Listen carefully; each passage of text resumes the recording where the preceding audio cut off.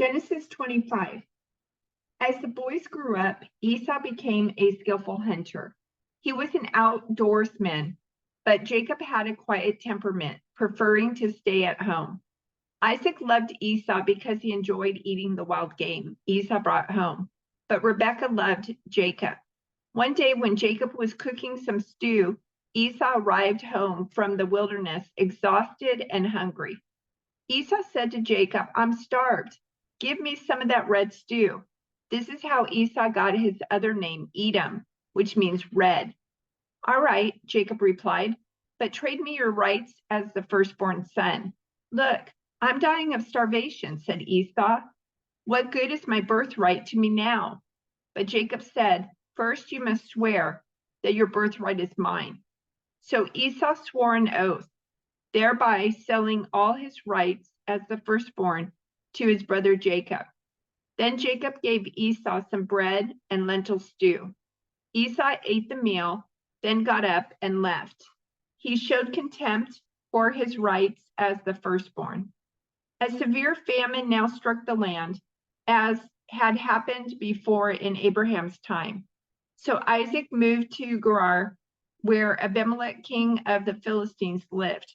The Lord appeared to Isaac and said, "Do not go down to Egypt, but do as I tell you. Live here as a foreigner in this land, and I will be with you and bless you. I hereby confirm that I will give all these lands to you and your descendants, just as I solemnly promised Abraham, your father. I will cause your descendants to become as numerous as the stars of the sky, and I will give them all these lands. And through your descendants, all the nations of the earth will be blessed.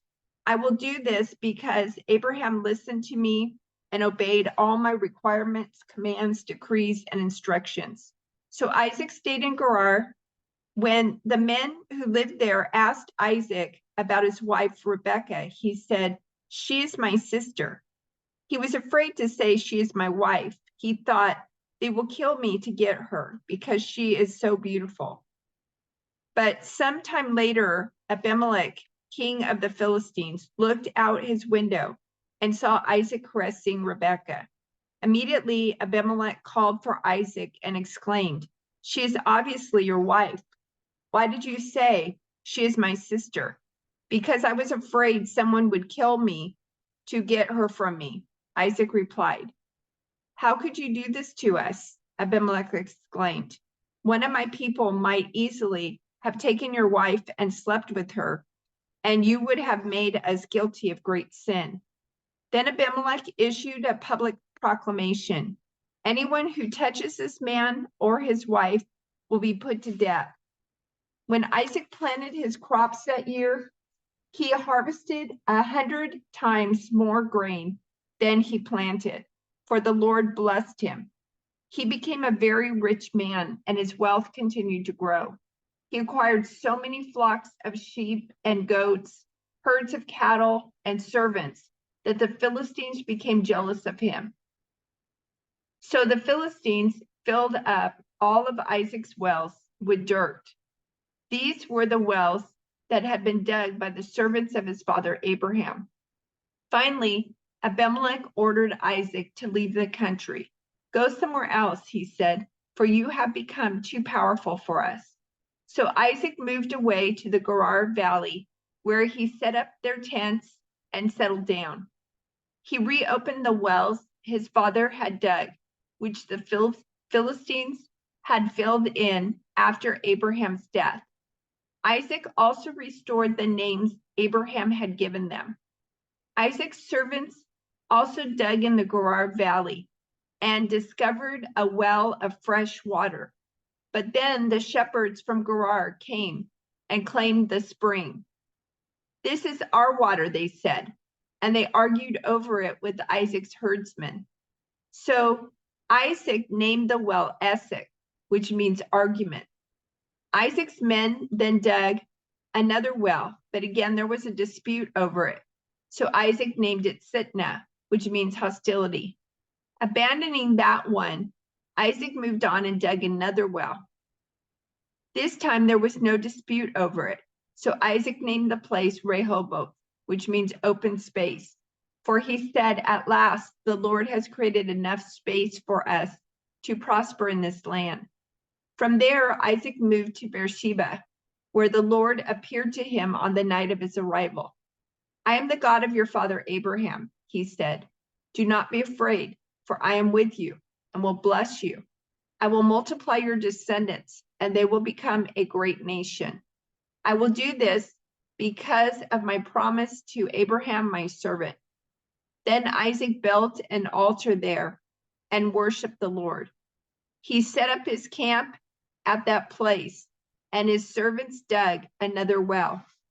One day King Abimelech came from Gerar with his advisor Ahuzath, and also Phicol, his army commander.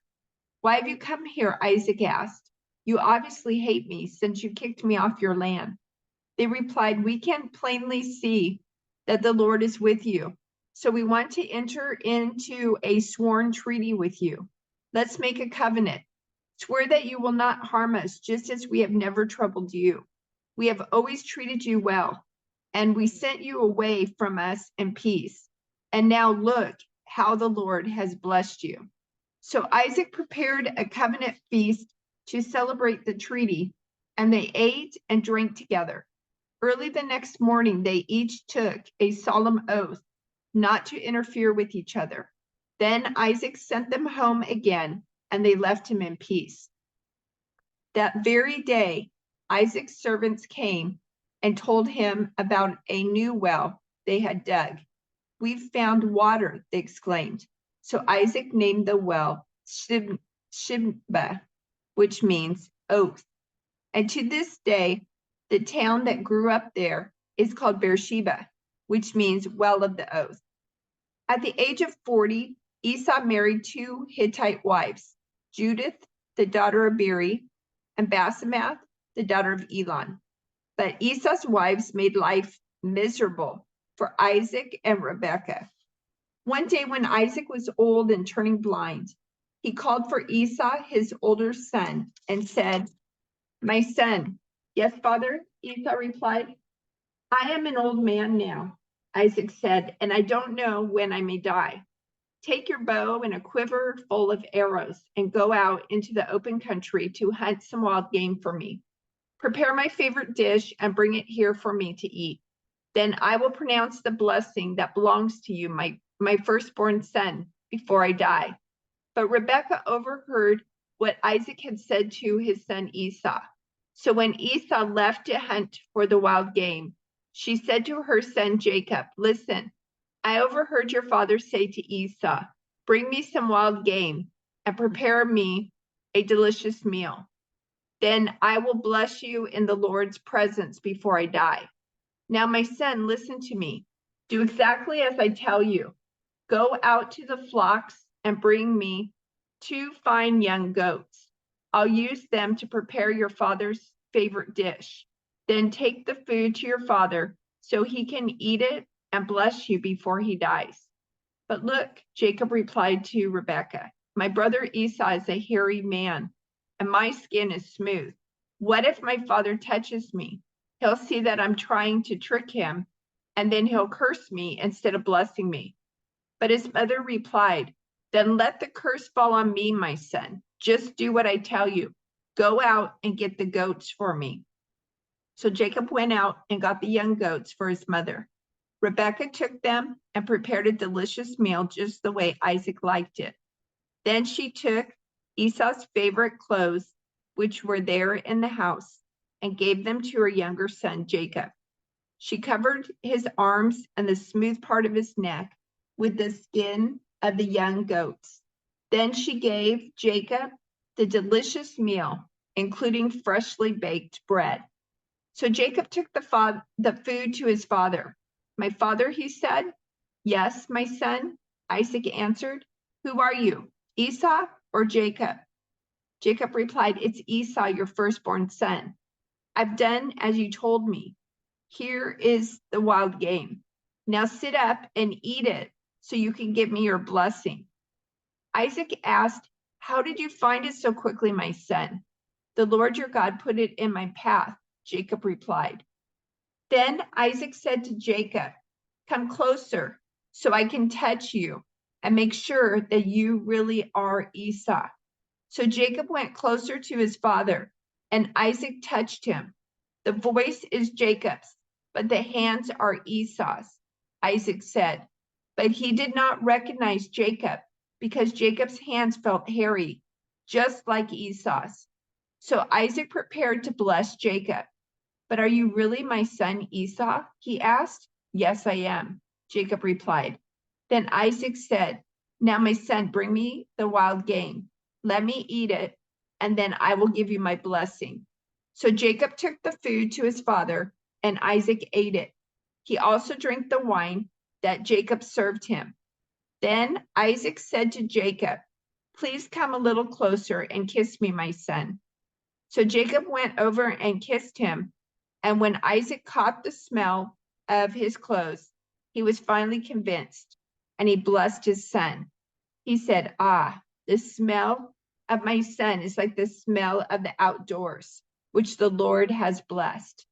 From the dew of heaven and the richness of the earth, may God always give you abundant harvests of grain and bountiful new wine. May many nations become your servants, and may they bow down to you.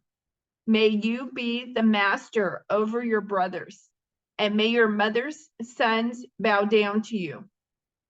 All who curse you will be cursed, and all who bless you will be blessed." As soon as Isaac had finished blessing Jacob, and almost before Jacob had left his father, Esau returned from his hunt. Esau prepared a delicious meal and brought it to his father.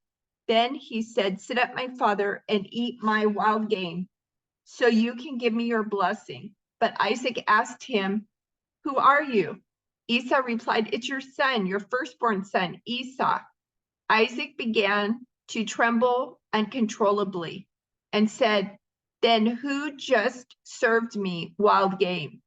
I have already eaten it, and I blessed him just before you came. And yes, that blessing must stand." When Esau heard his father's words, he let out a loud and bitter cry. "Oh, my father, what about me? Bless me too," he begged. But Isaac said, "Your brother was here, and he tricked me. He has taken away your blessing." Esau exclaimed, "No wonder his name is Jacob, for now he has cheated me twice. First, he took my rights as the firstborn, and now he has stolen my blessing. Oh, haven't you saved even one blessing for me?" Isaac said to Esau, "I've made Jacob your master and have declared that all his brothers will be his servants. I have guaranteed him an abundance of grain and wine. What is left for me to give you, my son?" Esau pleaded, "But do you have only one blessing? Oh, my father, bless me too." Then Esau broke down and wept. Finally, his father Isaac said to him, "You will live away from the richness of the earth and away from the dew of the heaven above. You will live by your sword, and you will serve your brother. But when you decide to break free, you will shake his yoke from your neck." From that time on, Esau hated Jacob because their father had given Jacob the blessing. And Esau began to scheme, "I will soon be mourning my father's death. Then I will kill my brother Jacob." But Rebekah heard about Esau's plans, so she sent for Jacob and told him, "Listen, Esau is consoling himself by plotting to kill you. So listen carefully, my son. Get ready and flee to my brother Laban in Haran. Stay there with him until your brother cools off. When he calms down and forgets what you have done to him, I will send for you to come back. Why should I lose both of you in one day?" Then Rebekah said to Isaac, "I'm sick and tired of these local Hittite women. I would rather die than see Jacob marry one of them." So Isaac called for Jacob, blessed him, and said, "You must not marry any of these Canaanite women. Instead, go at once to Paddan, to the house of your grandfather Bethuel, and marry one of your uncle Laban's daughters. May God Almighty bless you and give you many children, and may your descendants multiply and become many nations. May God pass on to you and your descendants the blessings he promised to Abraham. May you own this land where you are now living as a foreigner, for God gave this land to Abraham." So Isaac sent Jacob away, and he went to Paddan to stay with his uncle Laban, his mother's brother, the son of Bethuel the Aramean.